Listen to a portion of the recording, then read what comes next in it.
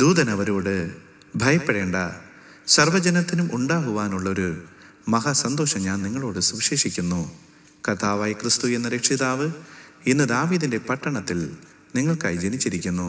നിങ്ങൾക്ക് അടയാളമോ, ശീലകൾ ചുറ്റി പശുത്തൊട്ടിൽ കിടക്കുന്ന ഒരു ശിശുവിനെ നിങ്ങൾ കാണുമെന്ന് പറഞ്ഞു.